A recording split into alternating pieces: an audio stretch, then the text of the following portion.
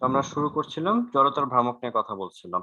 জড়তার ভ্রামক আর চক্রবর্তী ব্যাসার্ধ নিয়ে আমরা একটু পড়াশোনা করতে চাই। আসো, জড়তার ভ্রামক পড়ার পর আমরা দেখেছিলাম যে এরকম যদি কোনো একটা দণ্ড থাকে, আহ জড়তার ভ্রামক নিয়ে ওকে, ঠিক আছে, পড়ছি।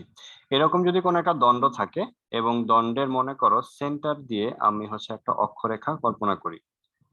ক্লিয়ার? আমরা হচ্ছে মনে করি একটা মার্কার, মার্কার ঠিক মাঝ বিন্দু দিয়ে আমি যদি একটা পাতলা একটা রেখা কল্পনা করি এবং মার্কারটাকে যদি আমি ওই রেখাটা মনে করো একটা ছোট একটা মার্কার সাথে অন্য কোনো একটা পেন নাও, পেনকে ঠিক মাঝ পয়েন্টে গ্লু দিয়ে আটকে রেখে এখন পেনকে যদি আমি চারপাশে ঘুরাই তাহলে কি এই মার্কারটাও কি সুন্দর মতো চারপাশে ঘুরতে থাকবে, তাই না?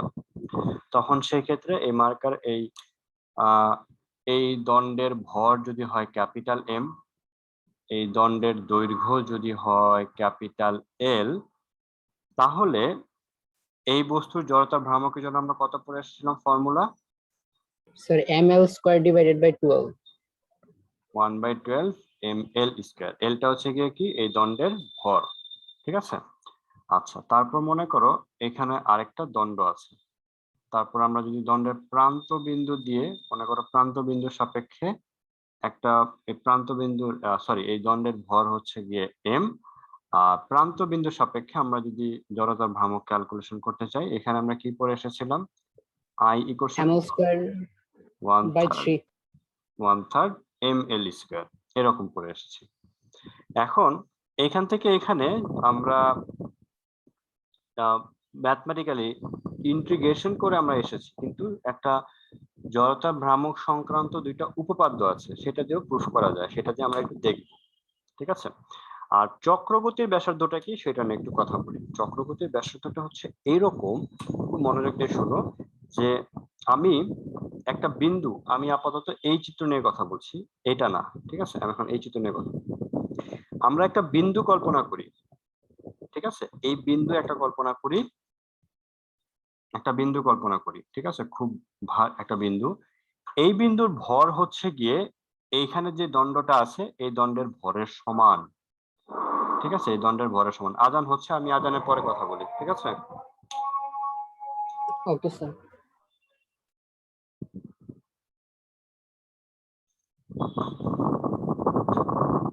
ওকে, তো আমরা যেখানে ছিলাম, কি ছিলাম? আগে আমি কথা পুরোটা বলবো, তারপর যদি কনফিউশন থাকে তাও মাঝখানে পরে জিজ্ঞেস করবা। আমরা হচ্ছে কি একটা বিন্দু কল্পনা করলাম, এই বিন্দুর ভর হচ্ছে কি এই দণ্ডের ভরের সমান। ওকে, এখন এই বিন্দুটাকে কি করব, একটা ব্যাসার্ধ বৃত্তাকার পথে আমি এটাকে চারপাশে ঘোরাবো। ওকে, মনোযোগ দিয়ে শুনো। এই বিন্দুটাকে কি করব, আমি একটা বৃত্তের চারপাশে ঘোরাবো। ওই বৃত্তে নিশ্চয়ই একটা ব্যাসার্ধ থাকবে। এখন এই বৃত্তের ব্যাসার্ধ আমাকে এমন ভাবে নিতে হবে যাতে করে এই বিন্দুর জড়তার ভ্রামক এই বস্তু জড়তার ভ্রামকের সমান হয়। ঘটনা বুঝছো? আমি এই বিন্দুটাকে চারপাশে কোন একটা বৃত্তের চারপাশে আমি এটাকে ঘোরাবো, ঠিক আছে? এমন ভাবে ঘোরাবো, একটা দড়ি দিয়ে একটা বিন্দুটাকে মনে করো বাঁধলাম। এখন এমন ভাবে ঘোরাবো যাতে করে এই বিন্দুর জড়তার ভ্রামক এই বস্তুর জড়তার ভ্রামকের সমান হয়। ওকে, আমরা যখন পড়ে এসেছি যে বিন্দুর জড়তা ভ্রামকের সূত্র কি, হাফ ইন্টু এম ইন্টু ব্যাসার্ধের স্কোয়ার, সরি এম ইন্টু ব্যাসার্ধের স্কোয়ার। জড়তা ভ্রামক কি পড়ে এসেছি বলতো? বিন্দুর জন্য ভর ইন্টু কত? ব্যাসার্ধের স্কোয়ার। ভর ইন্টু ব্যাসার্ধের স্কোয়ার গুণফলটাই হচ্ছে কি জড়তা ভ্রামক, অনলি ফর পয়েন্ট, একটা বিন্দুর জন্য। এখন যদি আমি এই বস্তু জড়তা ভ্রামকের সাথে এই বিন্দু জড়তা ভ্রামক সমান রাখতে চাই, তাহলে এমন একটা ব্যাসার্ধ নিতে হবে, সেই ব্যাসার্ধটাকে আমরা নাম দিয়েছি চক্রগতির ব্যাসার্ধ। বুঝা গেছে? তাহলে চক্রগতির ব্যাসার্ধ কি হবে? আমাকে যদি বলা হয় এইখানে একটা দণ্ড আছে যেটার অক্ষরেখা মাঝ বরাবর আছে, হ্যাঁ দাঁড়াও একটু, মাঝ বরাবর আছে, চারপাশে ঘুরতেছে, সেই ক্ষেত্রে এই এই বস্তু চক্রগতির ব্যাসার্ধ কত হবে? তখন আমরা কিভাবে ক্যালকুলেশন করব? আমরা হচ্ছে এই সূত্রটা সমান সমান এইটার এই বিন্দু জড়তা ভ্রামক সমান সমান এই বস্তু জড়তা ভ্রামক সমান লিখবো। তারপর আমরা কাজ করার পর আমরা ব্যাসার্ধটা যেটা পাবো এটাই হচ্ছে কি এই বস্তুর জন্য চক্রগতি ব্যাসার্ধের সমান হবে। হ্যাঁ, এখন বলো। আমরা কি স্যার ওইটা ধরে নিয়েছিলাম যে ওই যে বিন্দুটা আছে ওই বিন্দুটা ওই দণ্ডের ভরের সমান? হ্যাঁ হ্যাঁ হ্যাঁ, আমরা ধরে নিয়েছিলাম এই বিন্দুটা, আমরা কল্পনা করেছি একটা বিন্দু, কারণ দেখো খেয়াল করে এই কলমের ভর কেন্দ্র কোথায় আছে? ঠিক মাঝে আছে, তাই না? মাঝে কলমটা আছে। বাতাসে বাতাসে থামিয়ে রাখতে পারছি না, মাঝে আছে। এই বস্তুর সমস্ত ভর কোথায় আছে? একটা বিন্দুতে থাকে, তাই না? আমরা সেটাকে ভর কেন্দ্র বলে জেনে থাকি। এরকমই আমরা মনে করি যে এখানে একটা বিন্দু আছে, যে বিন্দুর ভর হচ্ছে মানে এই স্যার, বস্তুর হ্যাঁ ভরের সমান। স্যার, ভর কি একটা বিন্দুতে থাকে না হচ্ছে ভর যেগুলো আছে বিন্দুর দিকে আকর্ষণ অনুভব করে আকর্ষণ করে ওইটা? অ্যাকচুয়ালি, মানে হচ্ছে কি যে বিন্দুতে আমাদের ওজন কাজ করে, ভার কেন্দ্র যেটা, মানে মনে হচ্ছে কি সমস্ত বস্তুর ভার ওই পয়েন্টের দিকে কেন্দ্রীভূত, তাই না? ওই বিন্দু ওই কেন্দ্রীভূত। পয়েন্টের দিকে কেন্দ্রীভূত মনে হচ্ছে কি সমস্ত ভারটা ওইখানেই আছে, এরকম যেটা মনে হয়। এখন ওই বিন্দুর ভর আমরা যদি এই বস্তুর ভরের সমান নেই, তখন আমি কি করব? যেই ব্যাসার্ধ নিলে, এই বৃত্তাকার পথে যেই ব্যাসার্ধটা নিলে এই বস্তুর জড়তার ভ্রামকের সমান হবে, সেই ব্যাসার্ধটাকে আমরা নাম দিয়েছি কি? চক্রগতির ব্যাসার্ধ বা রেডিয়াস অফ গাইরেশন। চক্রগতির আচ্ছা, তার ব্যাসার্ধকে আমরা মানে কি চক্রগতির ব্যাসার্ধ একটা কাল্পনিক কোনো টার্ম? কাল্পনিক নাম না, আমরা তো মনে করো এক একটা বস্তুর জন্য আমরা জড়তার ভ্রামক এক এক রকম পেয়ে থাকি। যেমন এটার জন্য একরকম, এটার জন্য একরকম, একটা প্লেটের জন্য আচ্ছা একরকম, একটা রিং এর জন্য একরকম, একটা সলিড ঘন বস্তুর জন্য এক, বা সলিড স্ফেয়ার ঘনকের জন্য একরকম, সলিড স্ফেয়ারটা কি বলে, গোলক, সরি সলিড একটা নিরেট গোলকের জন্য একরকম। এখন কথা হচ্ছে আমি যে এতগুলা বিষয়ের জন্য এক এক রকম ফর্মুলা পড়তেছি, চক্রবর্তী ব্যাসার্ধ মানে টার্মটা এই কারণে আনা হয়েছে যাতে করে আমি এক একটা অবজেক্টের জন্য সূত্র না করে এক একটা অবজেক্টের চক্রবর্তী ব্যাসার্ধ যদি আমি একটা লিস্ট করে ফেলতে পারি, তাহলে হচ্ছে কি আমাদের আলাদা আলাদা বস্তুর জন্য আলাদা আলাদা আমার আর সূত্র মুখস্থ করতে হচ্ছে না। বুঝতে পারছো? এই কারণে আমরা হচ্ছে চক্রবর্তী ব্যাসার্ধ টার্মটা আনা হয়েছে। কারণ মনে হচ্ছে গিয়ে, তুমি মনে করো একটা গোলক চারপাশে ঘুরতেছে, তুমি কল্পনা করো গোলকটা না ঘুরে একটা বিন্দু ঘুরতেছে, তাহলে বিন্দু জড়তা ভ্রামকটা কি হবে? গোলকের জড়তা ভ্রামকের সমান হইতে হবে। তাহলে গোলকটা তো মনে করো পৃথিবীটাই ঘুরতেছে, এখন পৃথিবীটাকে তুমি একটা বিন্দু হিসেবে কম্পেয়ার করো, তাহলে পৃথিবীর ভর ওই বিন্দুর ভরের সমান নিতে হবে। তাহলে তোমার কি হচ্ছে? পৃথিবীর জন্য তুমি চক্রবর্তী ব্যাসার্ধ লিস্ট করে ফেললা, তোমার হিসাবে হলো, তাহলে তোমার কি তাহলে তুমি জড়তা ভ্রামকটা কি করতে পারবা? ভর ইনটু চক্রগতি ব্যাসার্ধ থেকে গুণ করে দিলে পৃথিবীর জড়তা ভ্রামকটা ক্যালকুলেশন করে ফেলতে পারবা। এই কারণে আমরা আলাদা আলাদা বস্তুর জন্য চক্রগতি ব্যাসার্ধ একটা লিস্ট করে ফেলি, লিস্ট করে আমরা একটা ডাটা বের করে ফেলি, ক্যালকুলেশনের প্রসেসটা করে ফেলি, তখন আমরা কি করে ফেলি? ভর ইনটু চক্রগতি ব্যাসার্ধ গুণ করে আমরা আমাদের কি বলে আয়ের মান ক্যালকুলেশন করতে পারি। তখন আমাদের এই যে 1/3, 1/12, 1/5, 2/5 এইগুলা যাতে আমার কনফিউশন ক্রিয়েট না হয়।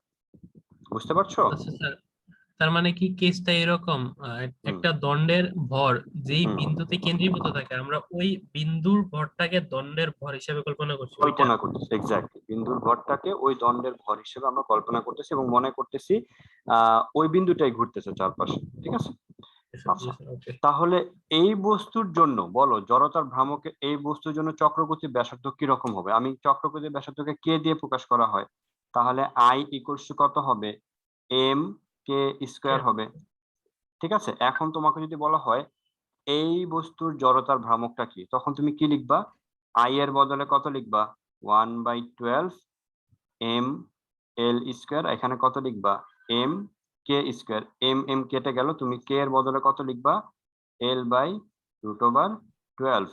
তাহলে তোমার কাজ হয়ে গেল, তুমি একটা লিস্ট করে ফেললা, তুমি একটা চার্ট করে ফেললা, যে কোনো একটা বস্তু মধ্যবিন্দু দিয়ে যদি একটা অক্ষরেখা যায় তাহলে তার কে এর মান হচ্ছে L/√12, চার্ট করে ফেললা। তখন তোমাকে যদি এই বস্তু জড়তা ভ্রামক ক্যালকুলেশন করতে বলে, তুমি কে এর মান হিসাব করবা, এল এর মান এখানে বসাবা, কে এর মান এখানে বসাবা, তুমি আই এর মান ক্যালকুলেশন করে ফেলতে পারবা। ওকে, আর যদি বলা হয় এই বস্তুর জন্য কত হবে, তখন তুমি কি লিখবা? এম কে স্কোয়ার সমান সমান কত লিখবা? 1/3 এম এল স্কোয়ার, তখন আমাদের জন্য কে এর মান কত হবে? L/√3। ঠিক আছে, এইভাবে করে আমরা একটা লিস্ট করে ফেলবো যে এর জন্য জড়তার ভ্রামক এরকম, ওর জন্য জড়তার ভ্রামক এরকম। লিস্ট হয়ে গেলে তখন আমাদের কি করবো? এই লিস্ট থেকে আমরা আমাদের কাজ করে ফেলবো। আমাদের দরকার নাই যে আলাদা আলাদা করে সূত্র মনে রাখার, আমরা শুধুমাত্র কে এর মানটা লিস্ট করে ফেলতে পারি। তখন আমাদের সূত্র একটাই, I equals to M K square. Okay, তো যদি কখনো পরীক্ষাতে বলে দেয় যে একটা বস্তু আছে, এই বস্তু দেখতে গোলাকার, চারটি বৃত্তাকার চারটি, তার চক্রগতি ব্যাসার্ধ এরকম, তার জড়তার ভ্রামক কত, তুমি কি লিখবো? চক্রগতি ব্যাসার্ধ দেওয়া আছে, তার মানে কে এর মান দেওয়া আছে, তাহলে জড়তার ভ্রামক কত হবে? এম কে স্কয়ার হবে। ভর আর কে এর সাথে গুণ করে, কে স্কয়ার গুণ করে দিলে তুমি আই এর মান পেয়ে যাবা। বুঝা গেছে? স্যার এই ডাটাটা কি আলাদা করে নোট করে বইয়ের সাথে আটকে রাখবো? না, এটা বইতে অলরেডি করে দেওয়া আছে, এই ইনফরমেশন গুলো বইতে অলরেডি দেওয়া আছে। না স্যার, ওই যে মানটা, কোন মানটা? স্যার পৃথিবীর জড়তার ভ্রামক বা এরকম মানগুলো এমসিকিউ যদি আসে। না না না, ওইটা তোমাদের বইতে ভাবে চার্ট করে দেওয়া আছে, ঠিক আছে? তোমাদের আলাপ বইতে এরকম একটা চার্ট আছে এইভাবে, এখানে লেখা আছে আই, এখানে লেখা আছে কে, আর এখানে লেখা আছে বস্তু, এইভাবে চার্ট করা আছে। এখানে এই বস্তুর জন্য 1 নাম্বার, 2 নম্বরে এই বস্তুর জন্য, 3 নম্বরে অন্য একটা বস্তুর জন্য, 4 নম্বরে অন্য একটা বস্তুর জন্য আই এর সূত্রগুলো লেখা আছে, আর কে এর মানগুলা কিরকম হবে সেটাও চার্ট করা আছে, ঠিক আছে? এটা তোমার করার দরকার নেই, বইতে করে দেওয়া আছে, খুললেই বই চার্ট বের করবা, দেখবা আছে। এটা চক্রগতি ব্যাসার্ধ যেখানে আছে তারপরে পৃষ্ঠাতেই আছে, ঠিক আছে? খুঁজলেই পাবা। এখন কথা হচ্ছে গিয়ে সবসময় কি আমরা ইন্টিগ্রেশন করেই বের করব কিনা, ঠিক আছে? মনে করো এটা একটা দণ্ড, কে জানি বলছিল উপপাদ্যের সমস্যা আছে। স্যার আমার উপপাদ্য সমস্যা আছে। মনে করো তুমি তো এ বিন্দু দিয়ে গেলে কত হবে জানো সেটা? এ বিন্দুর সাপেক্ষে এ বিন্দু দিয়ে যে একটা অক্ষ যায় তুমি জানো সেটা কত, 1/12, সরি 1/3। স্যার আর বি দিয়ে গেলে 1/3, কত হবে? 1/12 হবে। কিন্তু 1/12। মনে করো এখানে সি বিন্দু দিয়ে যদি যায় অক্ষরেখাটা, তখন কি করবা? তখন আমরা কি করব? তখন আমাদের কাজ করতে হবে উপপাদ্য আটটা আছে, উপপাদ্য নিয়ে কাজ করতে হবে। সেই উপপাদ্যটা হচ্ছে সমান্তরাল অক্ষ উপপাদ্য। সমান্তরাল অক্ষ উপপাদ্য, এটা কি? সমান্তরাল অক্ষ উপপাদ্য বলতো এইখানে এই বিন্দুটা হচ্ছে ঠিক মিড পয়েন্টে, এই বস্তুর তা হচ্ছে একটা ইউনিফর্ম মানে সব জায়গায় সমানভাবে তার ঘনত্ব। ব্যাপারটা এমন না যে এখানে একটু হালকা এখানে একটু ভারী, এরকম না, পুরো ভাবে একটা ইউনিফর্ম একটা বস্তু। তো ইউনিফর্ম যদি একটা বস্তু হয় তাহলে বলতো এর ভর কেন্দ্র কোথায় আছে? ঠিক তার বি পয়েন্ট। কেন্দ্রে স্যার মাঝে। এই পয়েন্টটাকে, মাঝখানে যে পয়েন্ট আছে এটাকে আমি জি বললাম, সেন্টার অফ গ্র্যাভিটি বললাম। সমান্তরাল অক্ষ উপপাদ্য বলে যে ভর কেন্দ্র ব্যতীত অন্য কোনো বিন্দুর সাপেক্ষে জড়তার ভ্রামক, দেখো সি কি ভর কেন্দ্র? না, তাই না? সি না ভর স্যার, কেন্দ্র সিকে না। ভরকেন্দ্র বলা যাবে না। সমান্তরাল উপপাদ্যটা হচ্ছে ভর কেন্দ্র ব্যতীত অন্য কোনো বিন্দু দিয়ে লম্বভাবে গমনকারী অক্ষের সাপেক্ষে জড়তার ভ্রামক হবে ভর কেন্দ্রগামী অক্ষের সাপেক্ষে, এই যে ভর কেন্দ্র দিয়ে একটা অক্ষ গেল, এই অক্ষের সাপেক্ষে জড়তার ভ্রামক প্লাস এই বস্তুর ভর এবং তাদের মধ্যবর্তী যে দূরত্ব আছে সেই দূরত্বের বর্গের গুণফলের যোগফলের সমান। বুঝা গেছে? এটা সমান্তরাল অক্ষ উপপাদ্যটা। এখন আমরা এটাকে প্রমাণ দেখতে চাই। কি প্রমাণ? প্রমাণটা প্রথমে এ এর সাপেক্ষে করতে চাই। বলতো এ বিন্দুর সাপেক্ষে জড়তা ভ্রামক তুমি কি পড়ে এসেছো? Sir 1/3 ml square. 1/3 ml²। আমরা এখন প্রমাণ করতে চাই এটা আসে নাকি। বলো, জিটা তো মিড পয়েন্ট দিয়ে, মিড পয়েন্টের সাপেক্ষে তুমি কি পড়ে এসেছো? 1/12 ml²। এম এর বদলে আমি এম লিখলাম, এইচটা তখন কত হবে? এটা হবে না? এটা হবে না এইচ নাকি? এইচটা জি কত? স্যার। মোট দূরত্বের অর্ধেক, তাহলে তুমি এইচ এর বদলে কত লিখতে পারবা? l/2 হোল স্কয়ার লেখা যাবে এটা? জি স্যার যাবে। এখন এটাকে কাজ করে ফেলি আমরা, আসো। 1/4 ml², লসাগু করো 12, এটা কত হবে? ml², এটা কত হবে? 3 ml²। উপরে কত হবে? 4 ml², নিচে 12 সমান সমান কত আসলো? 1/3 ml²। আসছে? আচ্ছা, এইচ কি প্রান্তবিন্দু থেকে এই ভরকেন্দ্রের দূরত্ব, না সি থেকে ভরকেন্দ্রের দূরত্ব? না, আমি তো এর সাপেক্ষে করতেছি। এ বিন্দুর সাপেক্ষে। Okay sir. হ্যাঁ, এখন আমি এটা লিখতে ভুলে গেছিলাম। এখন আমি এর সাপেক্ষে করে প্রমাণ করতে চাচ্ছি যে আমরা যেটা পড়ে আসছি ওটা হয় কিনা। তো আমরা দেখলাম যে এ বিন্দু দিয়ে গমনকারী অক্ষের সাপেক্ষে জড়তার ভ্রামক কি আসবে, পারবা? জি স্যার।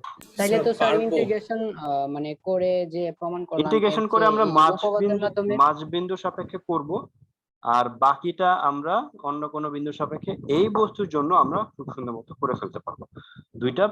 তবে খেয়াল রাখতে হবে এই অক্ষরেখা আর এই অক্ষরেখা সমান্তরাল থাকতে হবে। তারা যদি সমান্তরাল না থাকে তখন তুমি এই উপপাদ্যটা কাজে লাগাতে পারবে না। বুঝা গেছে? স্যার মনে থাকবে, কিন্তু স্যার এই কনসেপ্ট গুলো অনেকদিন পর পর আনক্লিয়ার হয়ে যায়, মানে একটু ঝাপসা হয়ে যায়। এই সমস্যাটাকে আমি ঠিক করবো।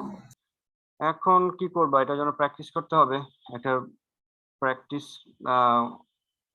ম্যাথ প্র্যাকটিস করতে হবে বেশি বেশি করে নিজের মতো করে। আমরা একটা ম্যাথ করি, আসো।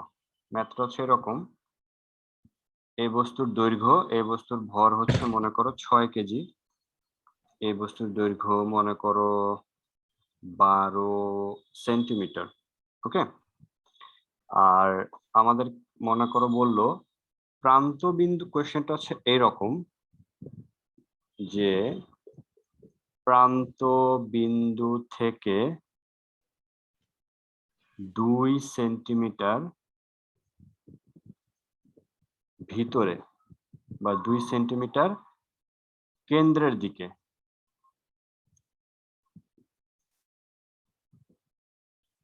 দিকে বিন্দু দিয়ে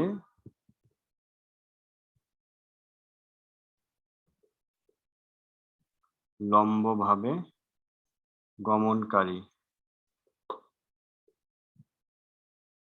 অক্ষের সাপেক্ষে জড়তার ভ্রামক কত। তো আমরা কি করব, চিত্র ছাড়া ম্যাথ করা মুশকিল হয়ে যায় অনেক সময়। তো আমরা এখান থেকে সি বিন্দুটাকে চয়েস করে নিলাম। সি বিন্দুটা কোথায় আছে, প্রান্ত বিন্দু থেকে কত সেন্টিমিটার ভিতরে, 2 সেন্টিমিটার ভিতরে। তখন আমি কি লিখবো, সূত্রটা কি লিখবো, আইসি ইকুয়ালস টু কত লিখবো, আইজি প্লাস কত, IG plus M MH H square. Square. IG এর বদলে তো আমি জানি এম এল স্কয়ার। আর খেয়াল করে দেখো এল এর মানও আমি জানি 12 সেন্টিমিটার, কিন্তু এইচ কত, এইচ কোনটুকু, এইটুকু না? 1/2 কেন লিখছেন? 1/2 ml স্কয়ার আইজি। 1/12। ওকে, এটা কত, এইচ কত, দেখো পুরোটা 12, তাহলে এটুকু কত, স্যার 6, 6 - 2 সেন্টিমিটার। তাহলে এটা 2, তাহলে এইচ কত হবে, 4। তাহলে আমি লিখতে পারবো এখানে এম, আর এখানে 4 সেন্টিমিটার। তুমি এল, তুমি এইচ এর বদলে লিখে ফেলবা, এইচ ইকুয়াল টু কত, 12 স্যার ভাগ 2 বিয়োগ 2 সমান সমান কত, 4 সেন্টিমিটার। মিটারে নিয়ে বাকি কাজ করে ফেলতে পারবা না, বাকিটা আমি আর করে জি দিলাম স্যার না। পারবো। ওকে, আচ্ছা, এই ধরনের ম্যাথের বেলায় আমি তো এটাকে ক্রস সেকশনে ড্র করা যাচ্ছে না, এটাকে মনে করে একটা পেজ।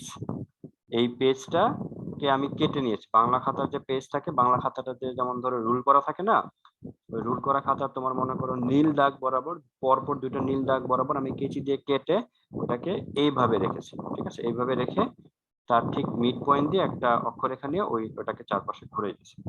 থিকনেসটা কত, পেজের থিকনেস কত হয়, খুবই সামান্য, স্যার খুবই তাই সামান্য। না, মিলিমিটার থেকেও কম, তাই না, মিলিমিটার থেকেও কম। সো আমার থিকনেসটা কি করতে পারি, ইগনোর করে কাজ করলাম। এবার আসো, খেয়াল করে দেখো, আমি যে অক্ষের সাপেক্ষে এটাকে রোটেট করাইলাম, ঠিক আছে, সেটা কি দৈর্ঘ্যের সমান। এবার আসো আমরা আরেকটা উপপাদ্য নিয়ে পড়ি, এটা হচ্ছে লম্ব অক্ষ উপপাদ্য। ঠিক আছে, এটা কিভাবে হবে, লম্ব অক্ষ স্যার উপপাদ্য, একটা প্রশ্ন ছিল। বলো। স্যার যদি একটা মোটা ফোমের টুকরার ভিতরে একটা অক্ষ নিয়ে কাজ করি, তাহলে কি পুরুত্ব বিবেচনা আনতে হবে? না, পুরুত্বের চারপাশে যখন ঘুরবে তখন পুরুত্ব বিবেচনা আনতে হবে। আমি এখন যেটা করতেছি এটা দেখলে একটু ক্লিয়ার হবে। ঠিক আছে, এটা হচ্ছে কি মনে করো একটা স্কেল, বিশাল বড়। তুমি যদি মনে করো এই স্কেলের এই প্রান্তের সাপেক্ষে এটাকে যদি চারপাশে ঘুরাও, চারপাশে ঘুরাইতেছো, ঠিক আছে, তাহলে সেক্ষেত্রে এখান থেকে এইটুক মনে করো 12 সেন্টিমিটার, 12 মিটারই ধরে এককটাকে এসে 12 মিটার। আর এইখান থেকে এইটুক হচ্ছে 4 মিলিমিটার। কেমন? মনোযোগ দিয়ে দেখবা। এখন আমরা এটাকে আমি নামকরণ করি এ বি সি ডি, আর এই অক্ষরটা হচ্ছে এক্স ওয়াই। এখন যদি আমি তোমাদেরকে জিজ্ঞেস করি যে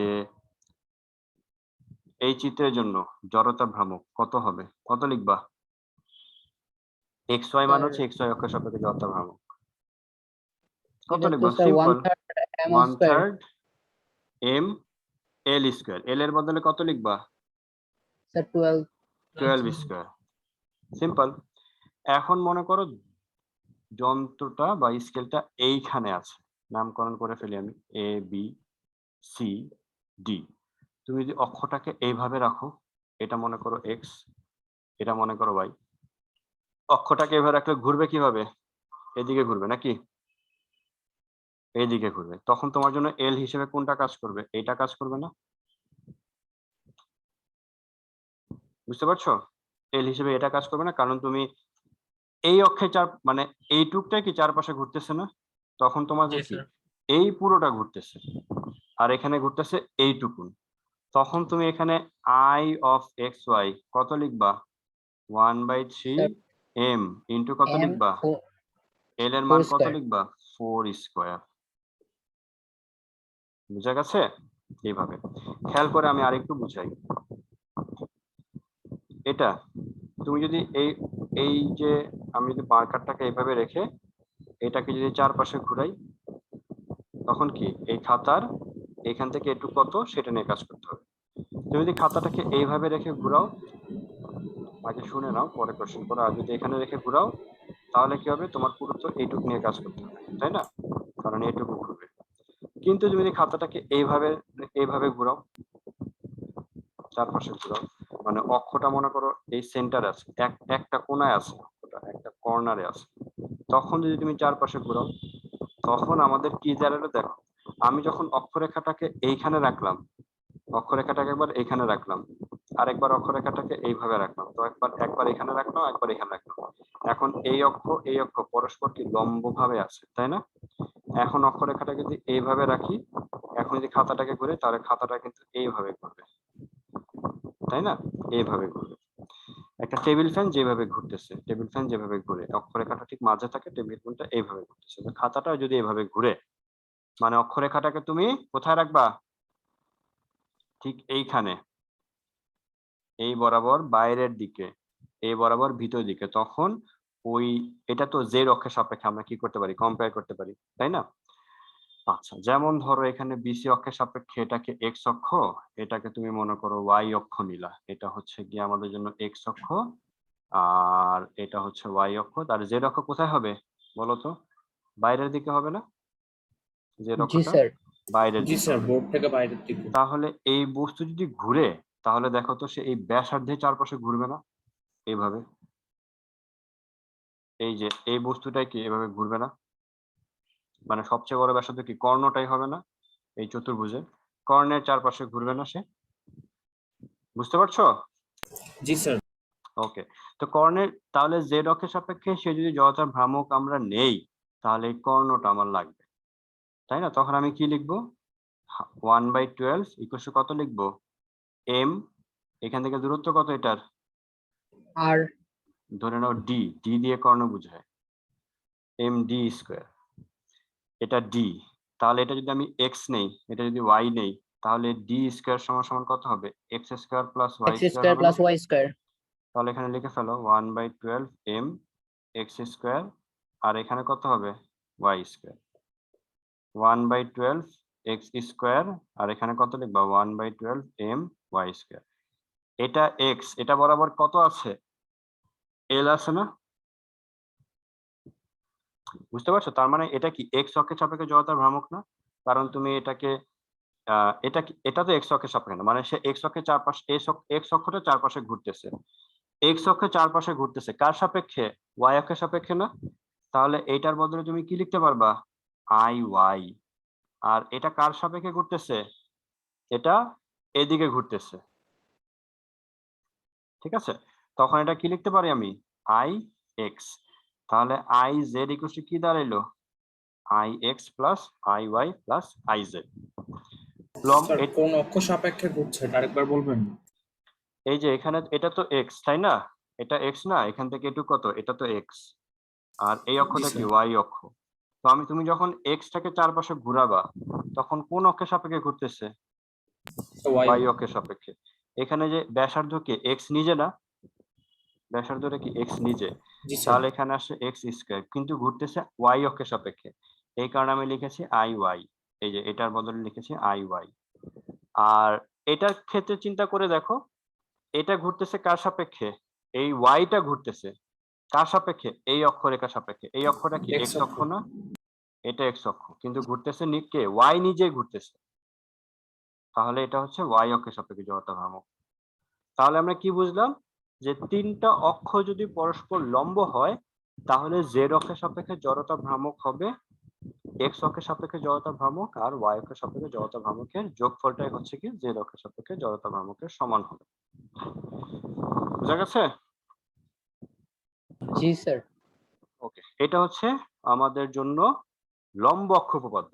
এটাকে বলা হয় লম্ব অক্ষ উপপাদ্য। লম্ব অক্ষ এই কারণে বলা হয় কারণ তিনটা অক্ষ পরস্পর কি লম্ব।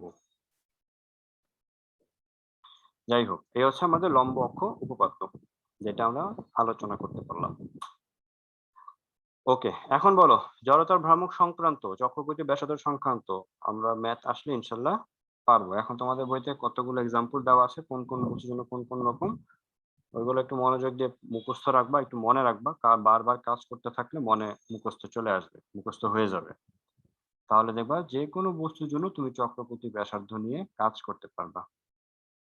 ঠিক আছে, আচ্ছা এবার আমরা আসি টর্ক নিয়ে কথা বলি। টর্ক, কেন্দ্রমুখী বেগ, কেন্দ্রমুখী ভরবেগ, এগুলা নিয়ে একটু কথা বলি। আমরা মোটামুটি এগুলো পড়লাম। কি জানি, কৌণিক ভরবেগ, কেন্দ্রমুখী না,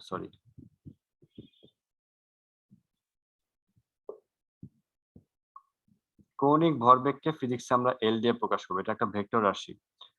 কৌণিক ভরবেগটা হচ্ছে গিয়ে কি, একটা বস্তু যখন চারপাশে ঘুরবে, একটা বৃত্তাকার একটা এম ভরের বস্তু যখন চারপাশে ঘুরবে একটা নির্দিষ্ট বেগে, তো তার কৌণিক ভরবেগটা আমাদের রৈখিক ভরবেগ যেমন দূরত্বের উপর নির্ভর করে না, কিন্তু কৌণিক ভরবেগ যেহেতু ব্যাসার্ধের উপর নির্ভর করে। কারণ তুমি একটা বস্তুকে খেয়াল করে দেখবা, তুমি মনে করো দুইটা বস্তুকে, তোমার কাছে দুইটা বল আছে, টেনিস বল আছে, এই দুইটা টেনিস বলকে তুমি সুতা দিয়ে বাঁধলা, দড়ি দিয়ে বাঁধলা, একটা দড়ি ছোট একটা দড়ি বড়। তো যেটা ছোট দড়ি ওইটাকে তুমি যখন একই বেগে ঘোরাবা, আর বড় দড়িটা যখন একই কৌণিক বেগে ঘোরাবা, কৌণিক বেগে একই রকম, একই কৌণিক বেগে ঘুরতেছে, তখন দেখবা যেটা ছোট দড়ি ওইটা দিয়ে যদি কোনো কিছুর আঘাত লাগে তাহলে ওই বস্তুটা যত দূরে যাবে, বড় দড়ি যে ঘুরতেছে ওইটার সাথে যদি, ওই বলের সাথে যদি কোনো কিছু আঘাত লাগে, দেখবো ওটা আরো বেশি দূরে ছিটকে যাবে। ওকে, এটা পেছনে কারণ হচ্ছে গিয়ে কি, তার ব্যাসার্ধটা ম্যাটার করতেছে। এই কনসেপ্ট থেকে আসছে যে কৌণিক ভরবেগ, কোনো বস্তু যখন কৌণিক বৃত্তাকার পথে ঘুরতে থাকে তখনও তার একটা ভরবেগ থাকে, এবং সেই ভরবেগটা তার ভরের উপর তো নির্ভর করে, তার রৈখিক বেগের উপর তো নির্ভর করে, সাথে সাথে বৃত্তাকার পথে যে ঘুরতেছে সেই ব্যাসার্ধের উপরও নির্ভর করে। এবং এইখান থেকে কনসেপ্টটা আসছে এরকম, আর ক্রস পি আসছে। মনে রাখবে এটা হচ্ছে আর ক্রস পি, পি ক্রস আর না। ওকে, তো এখান থেকে পরবর্তীতে একটু খেয়াল করে দেখো যে এই বিন্দুতে বেগটা কোন দিকে, এই বিন্দুতে স্পর্শক বরাবর উপরের দিকে, আর এটা কি বৃত্তের ব্যাসার্ধ। 9 10 একটা উপপাদ্য ছিল তোমাদের যে বৃত্তের স্পর্শক, বৃত্তের কোনো বিন্দু স্পর্শক আর ওই বিন্দুগামী ব্যাসার্ধ পরস্পর কি 90 ডিগ্রি কোণে লম্ব ভাবে থাকে। তো লম্ব ভাবে থাকে মানে কত ডিগ্রি কোণে, 90 ডিগ্রি কোণে। তো আমি শুধুমাত্র যদি মান নিয়ে কাজ করি শুধুমাত্র, তাহলে এল ইকুয়াল টু কত লিখবো, আর পি সাইন 90 ডিগ্রি। তাহলে এখানে কত হবে, আর পি হবে, পি মানে কি রৈখিক ভরবেগ, তো রৈখিক ভরবেগের সূত্র কি ছিল, এম ভি। তাহলে এল ইকুয়াল টু কত দাঁড়াইলো, এম ভি আর। এটা খুবই ইম্পর্টেন্ট একটা ফর্মুলা, সেকেন্ড ইয়ারে 2-3টা চ্যাপ্টারে কাজে আসবে। কৌণিক ভরবেগ এল, এটা মানে হচ্ছে এম ভি আর। এম বস্তুর ভর বা কণার ভর, ভিটা হচ্ছে কত বেগে ঘুরবে, আর হচ্ছে কি কোন বৃত্তাকার পথে ঘুরবে। কোথায় কাজে আসবে? তোমরা যখন পরমাণু নিয়ে পড়াশোনা করবা, পরমাণু যেমন সোডিয়াম, সোডিয়ামের কত, পারমাণবিক সংখ্যা কত? স্যার 11। 11। এর কক্ষপথ কয়টা? স্যার 3টা। 3টা। এক একটা কক্ষপথে ব্যাসার্ধ কি এক এক রকম, তাই না? ব্যাসার্ধ, ইলেকট্রনের ভর তো প্রত্যেকটা ইলেকট্রনের ভর একই রকম, কিন্তু রৈখিক বেগটা ভিন্ন হওয়ার থাকার কারণে প্রত্যেকটা কক্ষপথে যে ইলেকট্রনগুলো ঘুরতেছে তাদের কৌণিক ভরবেগ কি হবে, ভিন্ন রকম হবে। এবং আমাদের কিন্তু আসবে এই কনসেপ্ট, আবার আসবে কৌণিক ভরবেগ, এটা প্রয়োগটা আমরা দেখতে পাবো তখন। আচ্ছা, ভি মানে কি পড়ে এসেছি একটু আগে, কি পড়ে আসছো? V equals to R omega, এখানে বসাও এম আর ওমেগা, আর এখানে আর, তাহলে এল ইকুয়ালস টু কত দাঁড়াইলো? M R square omega. M R square omega, এটাও মনে রাখবা। এম আর স্কয়ার, আমি এখানে একটা বিন্দু ঘুরতেছিল না, এম আর স্কয়ার বিন্দুর জড়তার ভ্রামক, এই যে এল ইকুয়ালস টু কত, আই ওমেগা। ঠিক আছে, আমরা কিন্তু বলেছিলাম যে এ আইটা কিসের সমতুল্য, আইটা কিসের সমতুল্য, ভরের সমতুল্য। তুমি মনে করো এল মানে কৌণিক বেগ, কৌণিক ভরবেগ, তার রৈখিক ভরবেগকে তুমি কি দিয়ে প্রকাশ করো, পি দিয়ে। ওমেগাটা কৌণিক বেগ, রৈখিক বেগকে তুমি কি দিয়ে প্রকাশ করো, ভি দিয়ে। বি দিয়ে। আর আই বলতে আমরা কিসের সমতুল্য, এম এর সমতুল্য। মিলছে? জি স্যার। ঠিক আছে, এভাবে মনে রাখতে হবে যে পি ইকুয়ালস টু যেমন এম বি হবে, ঠিক সিমিলারলি কৌণিক ভরবেগটা হচ্ছে আই ওমেগা, আইটা কিসের সমতুল্য, ভরের সমতুল্য। তো এইভাবে আমরা, স্যার এখানে কি এল ইকুয়ালস টু আই ওমেগা, এটা কি স্যার মানে কৌণিক ভরবেগ আর হচ্ছে স্যার কৌণিক যে বেগের সম্পর্ক? হ্যাঁ, এল এর সাথে তোমার আই এর সম্পর্ক, কৌণিক ভরবেগ সমান সমান হবে কোন বস্তু জড়তার ভ্রামক প্লাস কত, ওই বস্তু কত কৌণিক বেগে ঘুরতেছে সেই কৌণিক বেগের মান। ওকে, যেমন মনে করো তুমি একটা লাঠি, তোমার কাছে এই কলমটা, তুমি কলমটা ঘুরে যাচ্ছে চারপাশে, কলমের জড়তার ভ্রামক কত তুমি তো জানো, তুমি মিড পয়েন্টের রেসপেক্টে ঘুরে তোমার হবে 1/12 এম আর স্কয়ার। তুমি আই এর বদলে কত বসাবা, 1/12 এম আর স্কয়ার বসাবা। আর ওমেগা তুমি কত কৌণিক বেগে কলমটাকে ঘুরে যাচ্ছে সেটা বুঝাবে। কিন্তু তোমাকে যদি একটা বিন্দু কল্পনা বলে যে একটা বিন্দুর ভর, তখন তুমি আই এর বদলে কত বসাবা, এম আর স্কয়ার, কারণ বিন্দুর জন্য জড়তার ভ্রামক এম আর স্কয়ার। তো কৌণিক ভরবেগ এইখানে যে কয়েকটা সূত্র লিখলাম এগুলো কাজে আসে, এটাও কাজে আসে, এটাও কাজে আসে, এটাও কাজে আসে, এটাও কাজে আসে, আমাদের ক্ষেত্র বিশেষে এগুলা কাজে আসে। ম্যাথমেটিক্স এর উপর ডিপেন্ড করে কখন কোনটা কাজে আসবে সেটা ম্যাথমেটিক্স এর ডাটার উপর ডিপেন্ড করে, কি ইনফরমেশন দেওয়া আছে। বুঝা গেছে? জি স্যার। একক কি? জি স্যার। একক, মাত্রা অনেক বেশি ইম্পর্টেন্ট, অনেক অনেক বেশি ইম্পর্টেন্ট। কৌণিক ভরবেগের একক, মাত্রা, এগুলো পরীক্ষাতে এমসিকিউ তে আসে। ঠিক আছে, তাড়াতাড়ি ক্যালকুলেশন করে ফেলতে পারবা। পি এর একক, ভি এর একক, এগুলো পারবে, এগুলো দেখাবো না, এগুলো নিজেরা পারবা। কত সময় বাকি আছে? স্যার তাৎপর্যগুলা কি স্যার মানে খ মার্কস এর জন্য আসে? না, তাৎপর্য কোন তাৎপর্য? এই যে স্যার বিভিন্ন স্যার যেমন অ্যাঙ্গুলার কৌণিক মোমেন্টামের ভরবেগ। তাৎপর্য। আচ্ছা, তাৎপর্যগুলো তেমন একটা আসে না, তবে একটু পড়ে নিবা, এমসিকিউ তে মাঝে মাঝে চলে আসতে পারে। তাৎপর্য মূলত আর কিছুই না, এখানে হচ্ছে তোমার নিউটনের তৃতীয় সূত্রটা অ্যাপ্লাই, নিউটনের দ্বিতীয় সূত্র বা নিউটনের সূত্রগুলো এখানে অ্যাপ্লাই করলে বুঝতে পারবা। ঠিক আছে, নিউটনের সূত্রগুলো অ্যাপ্লাই করলে বুঝে যাবে মূলত। যেমন আমরা কি পড়েছি নিউটনের সূত্রে, যে ভরবেগের পরিবর্তনের হারকে কি বলি, বল বলি। ঠিক সিমিলারলি কৌণিক ভরবেগের পরিবর্তনের হারকে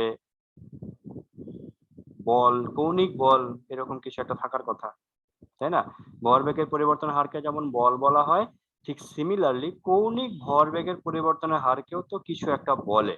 এই কিছু একটা কি, সেটাকেই হচ্ছে টর্ক, সেটাকে টর্ক বলা হয়। ওকে, তো আমরা একটু দেখি কৌণিক ভরবেগ, তো এরকম আরো নিউটনের সূত্রগুলো কাজে আসবে। তারপর কোনো বস্তু যদি একই বেগে ঘুরতে থাকে, তার যদি বেগের পরিবর্তন না হয়, তাহলে তার কৌণিক ভরবেগ কি হবে, শূন্য হবে। কৌণিক ভরবেগ শূন্য হওয়া মানে কৌণিক ভরবেগের পরিবর্তন শূন্য হবে। আর কৌণিক ভরবেগের পরিবর্তন শূন্য মানে এল এর মান কত, কনস্ট্যান্ট, ঠিক আছে? যেমন পড়েছো না যে কৌণিক, তুমি যদি এফ মানে কত পড়েছো বলো?